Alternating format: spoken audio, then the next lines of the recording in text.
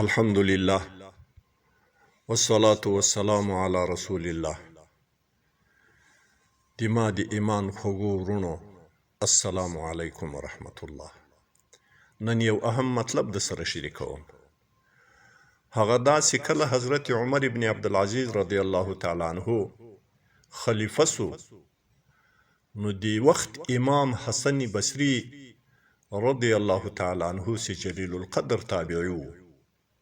هغه ته یو عاجزانه لیک ولیږو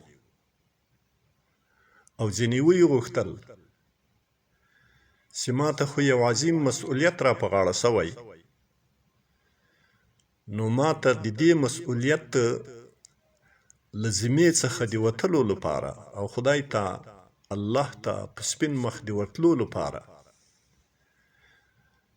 یو نصیحت لیکلی نصیحت را ولیږه.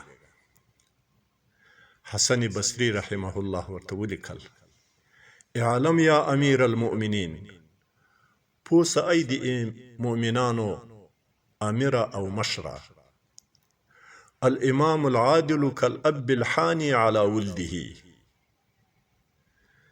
مثال د امام د عدل، د عادل او د منصف امام او مشر مثال د هغه مهربان او مشفق پلار ده په خپل اولاد باندې چې د خپل اولاد دپاره دا څلورې ذمهواریانې سرته رسوي.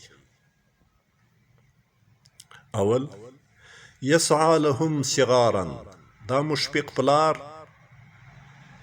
کوشش کوي، هڅه کوي، سعی کوي د خپل اولاد په پالنه کې ترڅو چې هغه صغیران او واړه وي، د هغو د غذا دپاره، د هغو د لباس دپاره، د هغو د صحت دپاره، د هغو د مسکن دپاره دی خپل ټول هڅه او کوشش کوي.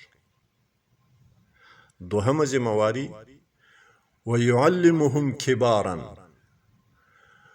او علم و تعلیم و تربیت ورکوي هغو ته چې هغه لوی سي او د زده کړې او د علم د حاصلولو لایق و قابل سي.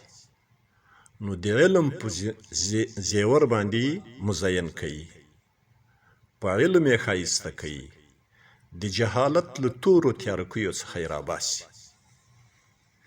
درېیمه ذمهواري، یکتسب لهم فی حیاته، په خپل ژوند کې د هغو د ښه ژوند دپاره خپل ټول هڅه او کوشش کوي. او څلورمه ذمهواري، ویدخر لهم بعد مماته، او د ویاړونو، د فخرونو، د ترقیو، د هوساینې، د دیانتو، د تقوا لارې او طریقې پرېږدي، مسیرونه ورته پرېږدي پس له مرګه خپله. نو همدارنګه د مؤمنانو د مسلمانانو امیر او مشر همدغسې څلور ذمهواریانې لري. د خپل رعایت د نوي نسل و د نوي کل پالنه به کوي.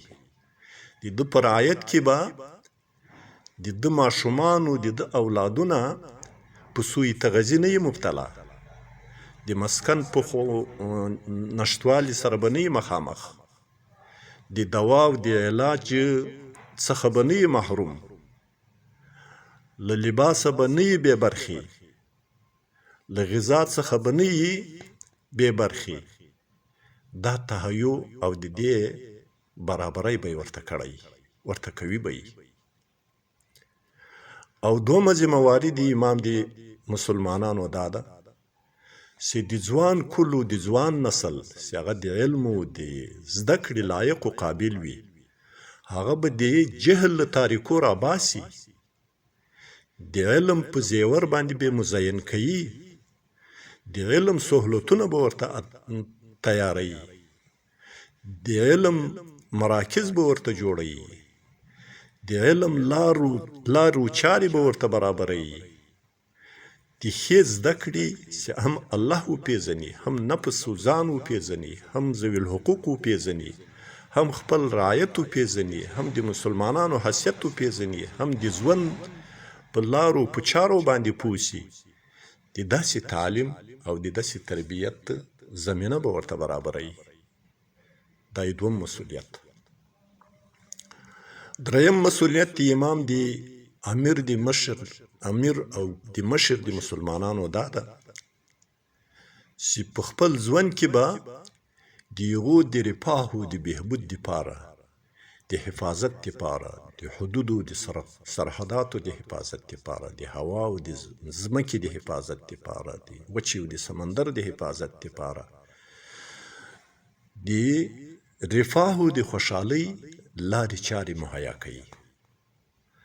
او څلورمه ذمهواري یې دا ده چې د مسلمانانو امیر او مشر به خپل هغه رعایت ته چې د ده معنوي اولاد ده، هغو ته به د ویاړونو لارې، د افتخاراتو لارې، د طاعاتو لارې، د الله د پیژندنو لارې، د اتحاد لارې، د اتفاق لارې، د اخوت لارې د خپل ملت او خپل رعایت ته پرېښي.